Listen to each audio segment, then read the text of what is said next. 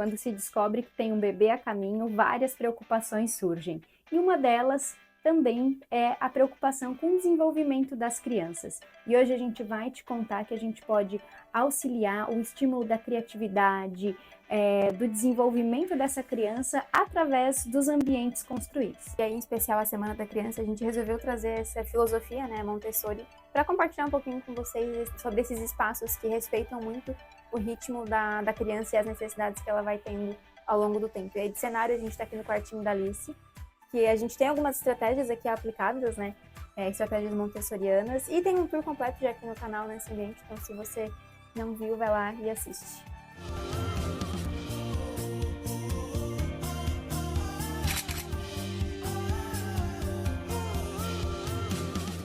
Mas afinal, o que é essa filosofia Montessori?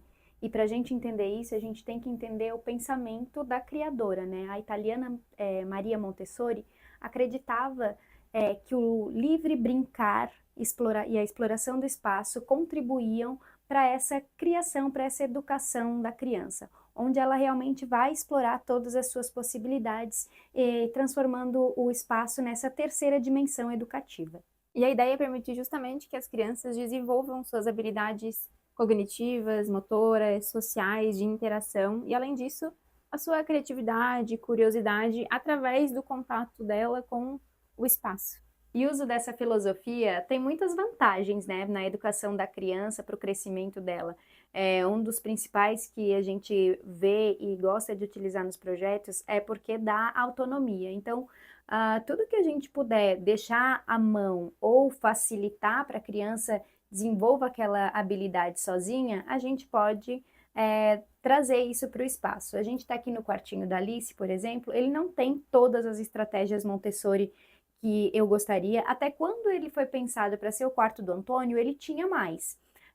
Mas a gente procurou deixar, por exemplo, a caminha, que é bem comum e que todo mundo pensa que é decorativo, a gente fez questão de manter esse mesmo propósito, onde esse aqui é o espaço dela, onde agora, que ela já está com 7 meses e tal, ela consegue se apoiar aqui atrás, tem um espaço para ela, ela está engatinhando, então quando ela quiser sair da cama, esse espacinho aqui que eu estou acomodada, ela vai conseguir sair com segurança e explorar o chão. A gente deixa também o cesto com os brinquedos ali para que isso esteja ao alcance dela e um espaço bem livre para ela explorar aqui.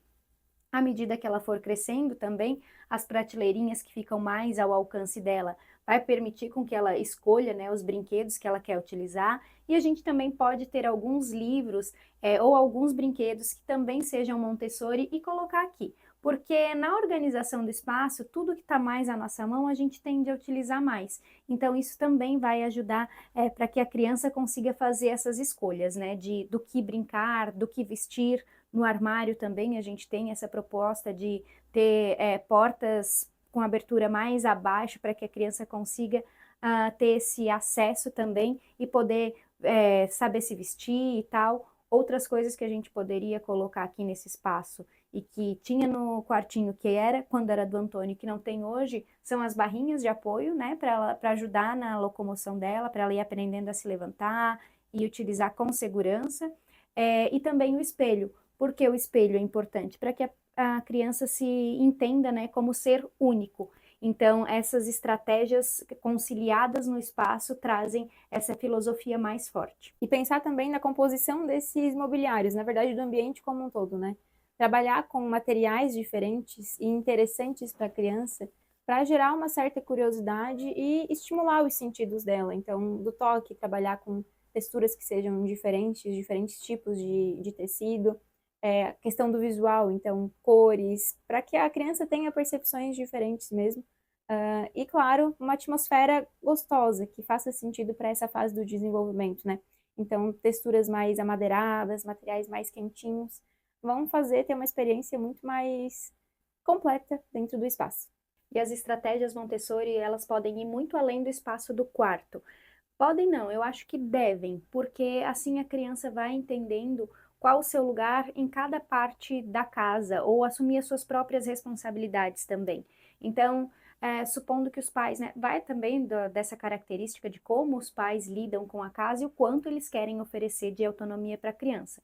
Mas se você quer que a criança participe na cozinha, por exemplo, existem cadeiras, né, que se adaptam, esses cadeirões de alimentação, mas também se adaptam para que a criança fique de pé de forma confortável, e aí você já pode ir oferecendo para ela fazer algumas atividades. Dá também para pensar no espaço da cozinha com um espaço mais baixo do que uma bancada para o adulto, para que ali a criança consiga ir, pegar sua própria água, o seu próprio lanchinho. São estratégias que a gente pode trazer para essas atividades rotineiras do dia a dia. A gente pensar, né, nessas necessidades diárias e fazer delas de maneira facilitada com que a criança consiga fazer com segurança. A mesma coisa para escovar os dentes, né? A gente tem aqui no nosso banheiro só um apoio, um banquinho já pensado na cor do mobiliário para que as crianças consigam ter esse acesso facilitado à pia, por exemplo, e assim a gente vai envolvendo elas nas atividades da casa.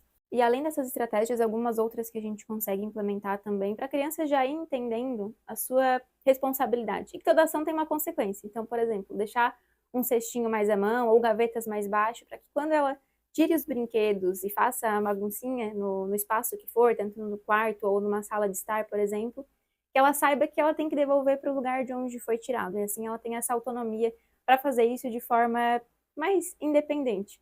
Além disso, pensar em imobiliários também que vão propiciar bons hábitos. Então, por exemplo, um cantinho de leitura para essa criança, ou um espaço para ela desenhar, pintar, fazer algum tipo de arte, e sempre pensar na proporção desses mobiliários que vão permitir um conforto, mas também trazer uma certa ergonomia. Então, mobiliários que realmente façam sentido com a proporção do corpinho da criança. E a gente não quer que você vire um discípulo dessa filosofia Montessori. Não precisa sair implantando tudo que você lê ou que você ouviu por aqui. A gente sempre recomenda, e é da forma que a gente faz no escritório também, adaptar a rotina da família. Então a gente conhece o método, a gente vai ver o que se adapta à nossa rotina e vai conseguir implantar. É importante também pensar que em vários momentos a criança vai ter atividade junto com os pais. Então tem que ser algo que os pais também se sintam confortáveis em fazer. Descobrir a rotina de vocês como família é algo único, por isso não se aplica a tudo, né? O que a gente lê ou o que a gente apresentou aqui. Se ficar curioso para saber mais alguma coisa, pode chamar a gente aqui também que a gente vai adorar responder. Se você gostou desse tipo de vídeo, já curte aqui pra gente saber que você gostou mesmo. E acompanha a gente nas nossas redes sociais, que por lá a gente sempre compartilha outras dicas também. Se inscreve no canal e até o próximo. Tchau, tchau!